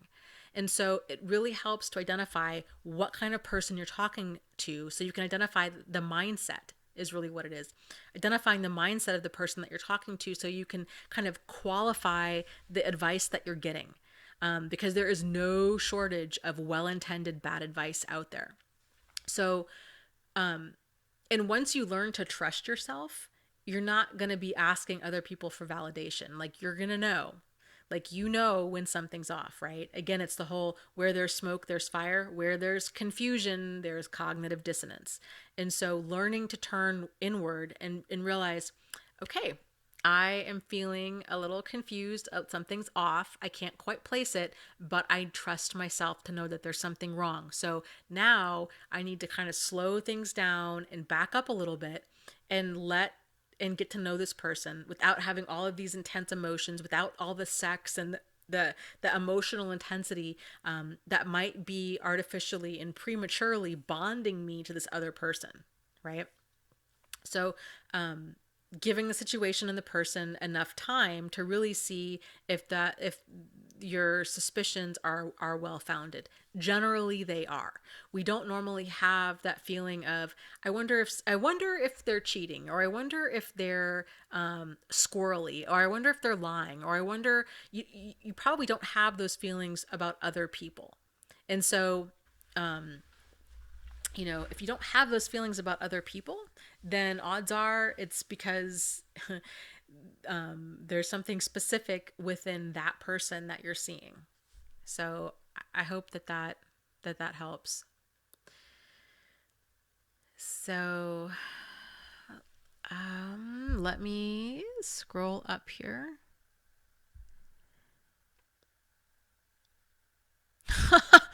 Oh my gosh. Okay. Henry Miller says, my dad's a narcissist. I never realized it until recently. He probably calls out his own name during sex. Oh God. That's awful. That's awful on a couple different levels. I don't even want to imagine my father. Ugh. Okay. Yeah. So yeah, it's really interesting, right? Like when we start realizing different people in our life that have had problematic behavior, because this is kind of having a narcissist in your life is definitely, it feels very much like a curse, but at the same time, in a lot of ways, it's really a blessing. And I know that sounds nuts. I get that. The reason it can be a really good thing is if the relationship is intense enough to cause you enough pain, it's bringing a situation to light that it's probably different situations that have gone on in your life to like to similar degrees have probably been going on since you were a child. You just hadn't realized it until now. And you might not even still realize it. Like it took me a couple times. I mean, it took me a couple times around that mountain to really fully understand that it wasn't a fluke. It wasn't just kind of me attracting Jack, or me being vulnerable, or this wasn't like being struck by lightning. Like there was a reason that I was attracted to and stayed with this person and glossed over a lot of these red flags. And then kind of realizing, I've really had a lot of really manipulative people and problematic people in my life in different capacities since I was really young. And that's not a coincidence. So it can be very eye-opening in a lot of ways. But like I said, it can be really, really good because now that it's brought to your attention and you're like, okay, okay, not only am I dating problematic people, but maybe I've put up with problematic friendships, or less than desirable work situations, or not having really good boundaries in a bunch of little ways, right? That's been going on. So now that it's being brought to your attention, you can now start addressing it and start doing more about it. So let's see. Randy had mentioned being on a plane with these two sociopaths and how they were bonding over their prison time together. Yeah, that would be quite the plane ride. I can only imagine what you were sitting there thinking. So, okay, before I forget again, let me just mention Randy Andretti has her own YouTube channel. She speaks about narcissism and she is absolutely fantastic. So, Randy, I don't know if you want to post your a link to your channel in the chat down here, but if you want to be my guest, feel free to go ahead and do that.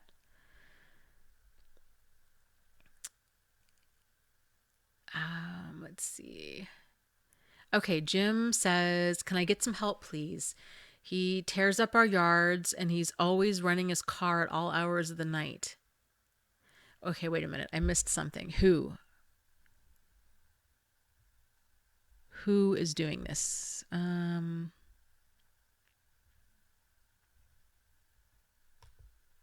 There is just no easy way for me to scroll up and down here. Jim, can you repost your original question? This degenerate named Ricky. Okay, who is Ricky? Is he a friend? Is he a neighbor? Is he.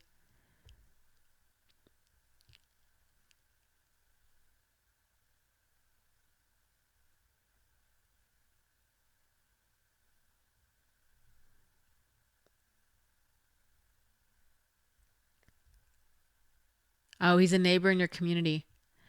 Um, oh, he's making. Okay, they're telling me he's making fun of a show, Dana. It's called Trailer Park Boys. Okay. Yeah, I haven't had a TV in like 6 years. So, um, sorry. The joke was lost on me. Yeah.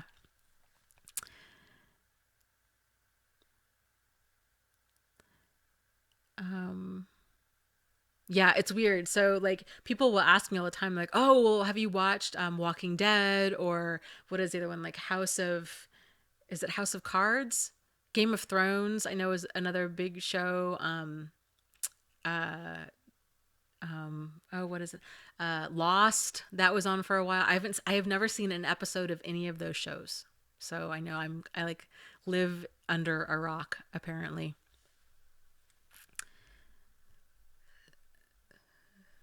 So let's see.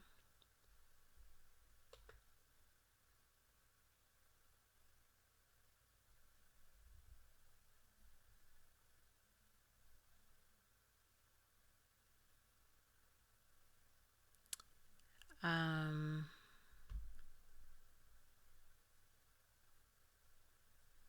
okay, I'm trying to scroll around in these comments. Okay, M. Fisher says, okay, so let's talk about the upcoming holidays and how to deal with them.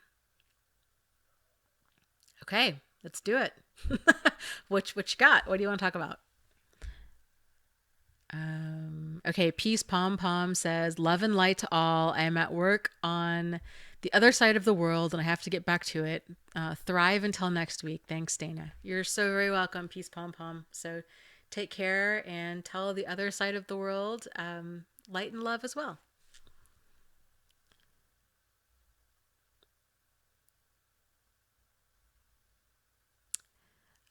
Let's see. Gigi says, "Can you talk about love addiction and addiction to narcissists and withdrawals and such?"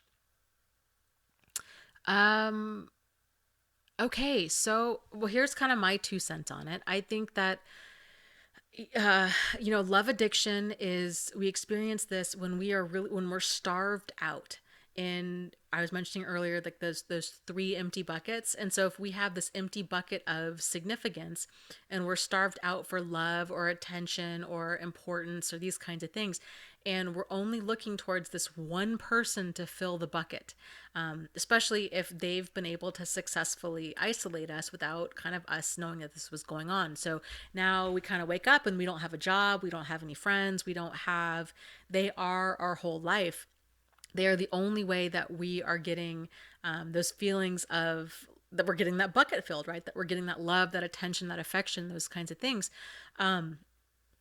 then it creates this craving for them because we need them. That's part of that's how our emotional self survives. And that's that kind of love addiction. That's why it's so hard to break. And so I would encourage people, if you're having these feelings of this like love addiction, or you're having like cravings, right? Like you cannot hardly even resist yourself or stop yourself from like wanting to text them or call them or answer the phone, or you're having these cravings.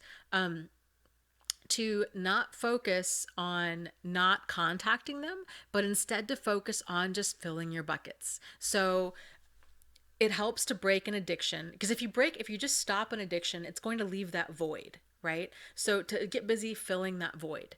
And the more you fill that void and you get that bucket filled, then you're not even going to miss what was there. So if you can get busy spending time with other people, I highly recommend the website meetup.com for this reason. It's a great way. It's not a dating site and it's free. To go out and you meeting other people. It's, join like 20 different meetups in your area and go out for dinner and do these kinds of things. Like, then, hold on a second here. What's going on?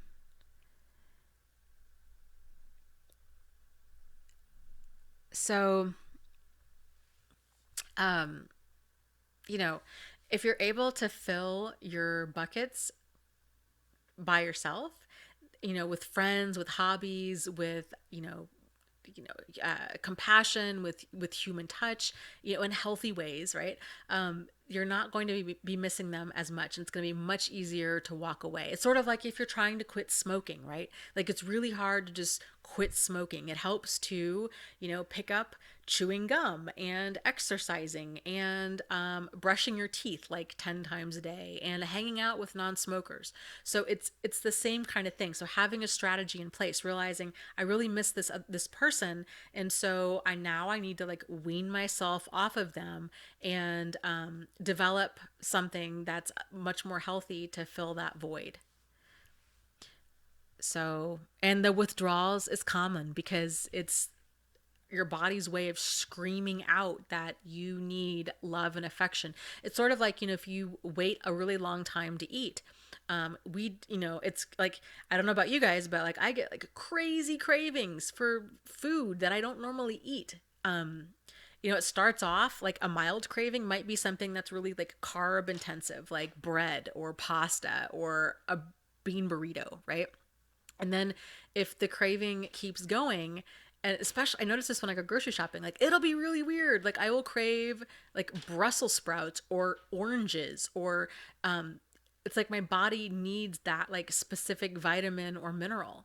And so it's the same thing with dating, right? Like if we're kind of running a little bit low, we want to be around other people. It's kind of just this mild signal. But if it's at an extreme level, then we're really not thinking clearly, and we're associating with people that are not healthy at all, but we're not seeing it.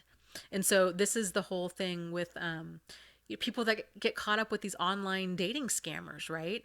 To the outside world, this is very obvious. Like it's very obvious that this guy who's, half your age, who's overseas in Iraq, who looks like a male model, like it all of a sudden he's 100% into you and like wants to marry you and wants to be with you. Like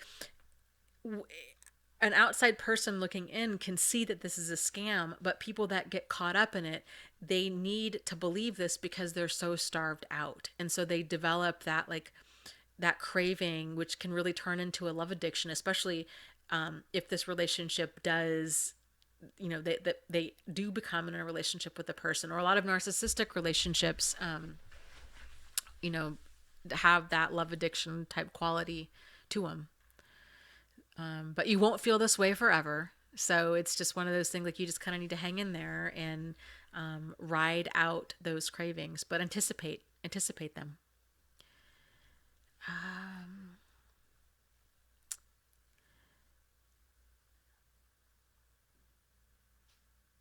Yeah, I agree. M. Fisher, that is nice, Adrian. Adrian says, Fill the first fill the first bucket with yourself. It's extremely important to accept yourself. Nothing is broken. There is nothing to fix. You are special, only one of you in this world and in this life. Yeah, like that's really what it is.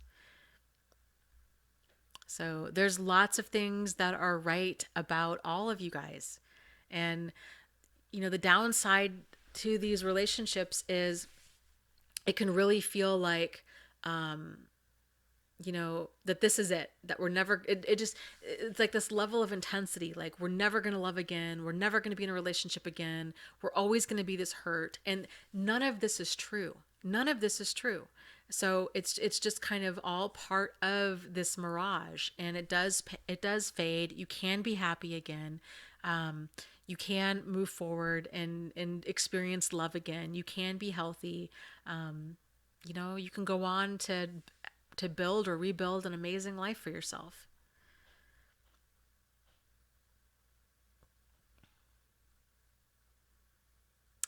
Oh, that's a great question. Okay, so Kai asks, is it possible for a narcissist's family to retaliate to the victim because of the choice to go no contact? Yes. So, what you're describing is what's called flying monkeys. And so, these are people that, oh, these are people that that the a narcissist or other form of manipulative person is able to effectively manipulate. And so they believe their side of the story, especially if they have had a history of being really charming and really convincing. So they're going to spin the whole situation to make it out like they are the victim of you. And so this is really, it's next to impossible for victims to speak any reason. It's to be reasonable with the flying monkey, because a flying monkey's been programmed to believe that you are the bad guy. And so yes, they oftentimes do turn a lot, especially their family. They can even get into like your family and your friends and your coworkers and stuff, because they played such a great job at coming across like that they are the victim, that you did all of these terrible things to them. So somebody had asked about their children, if they should take, they're going for 50-50 custody. Should they take their child? If your ex is dangerous or destructive, yeah, I would go for as minimal amount of contact as possible.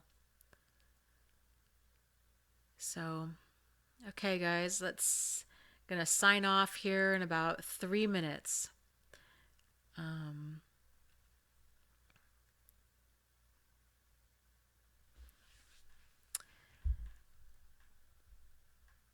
Let me scroll up and see.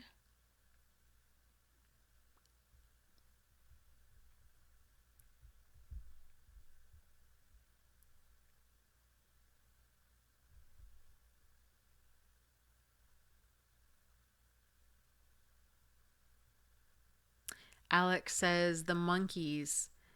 Um, yes. So I did a video on it.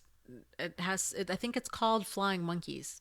That goes into kind of more depth and detail about kind of what you can expect. You can also, I did an article on my blog about the flying monkeys. Kai says, what if we want to have a relationship with the flying monkeys? If they are family and they've been turned against you, it's probably going to be very difficult. You can tell them, you could say something like, you've probably heard a lot of really bad things about me. I don't know what all you've heard. I really want to continue having a relationship with you. I hope that you can understand that there are two sides of the story, and that I have my side of the story too, and I, and then just kind of like leave it at that. But it's really hard. So um, let's see. Gwenspiration says, Dana, can I share my book link? I just completed it yesterday. I wish I had seen this page before I finished it. Sure. Yeah. If you feel like it can help anybody in the group, I'd be more than happy to share it. So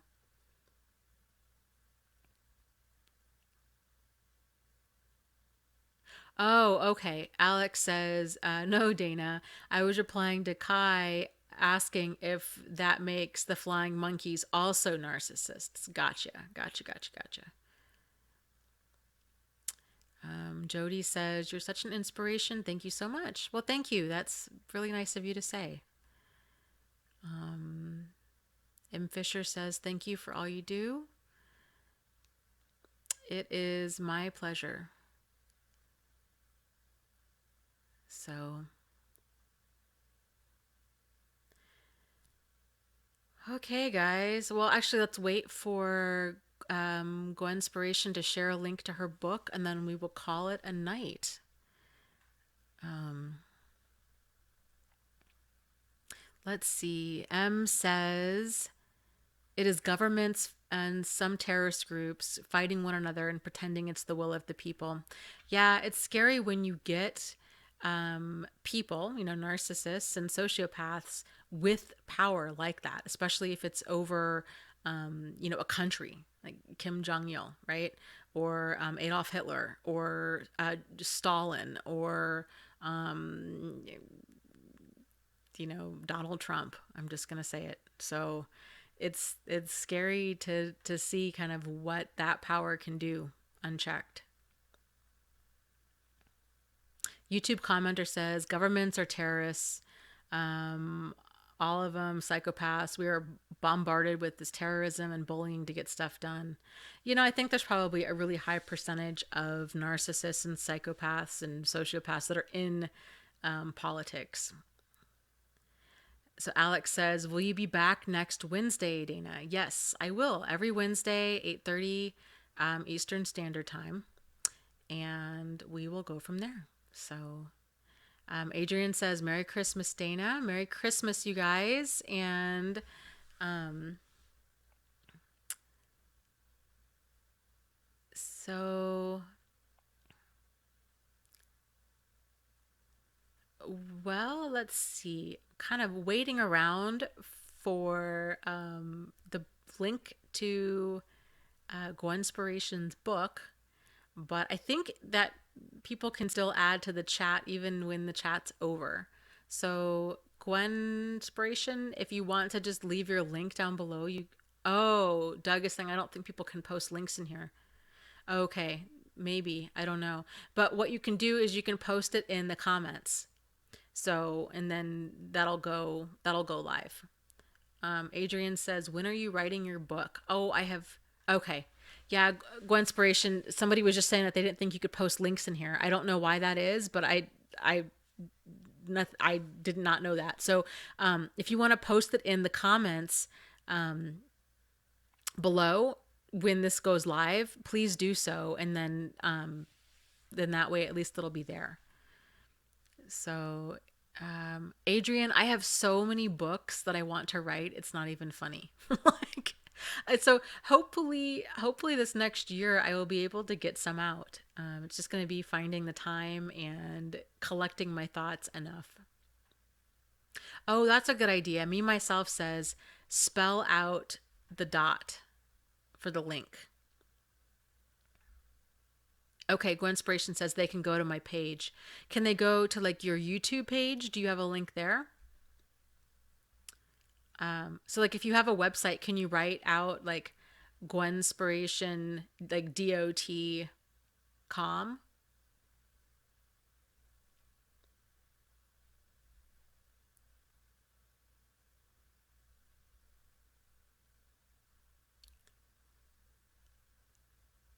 Okay, so she just says, well, just go to my page and check it out. So, okay, we will have people just do that. Doug says he was not able to post a link either. Okay. I don't think it's like a weird setting or anything that I have control over. Um, but I'm pretty sure you can do like leave whatever you want to leave in the comment section after this goes live. And if we do get it figured out, then maybe we can post this next time too, if you're going to be on again. So, Okay, guys, good night. It was fantastic chatting with all of you. Lots of love. And as always, you are not alone. You are not crazy, and you really can move forward and heal from all of this. So take care. And remember, the best revenge is a good life. So get busy making that good life for yourself because you guys deserve it. So I'll talk to you next week. Take care. And if you want to chat more, I'll be in, I have several different support groups. So either the one on my website or the one on Facebook. I'm in those groups every single day. So I hope to talk to you guys more. And Adrian, I'm sure I'll be seeing you on Instagram because we've been on Instagram a lot lately. So, okay, take care, guys. Lots of love. Signing off. Going to bed. Bye.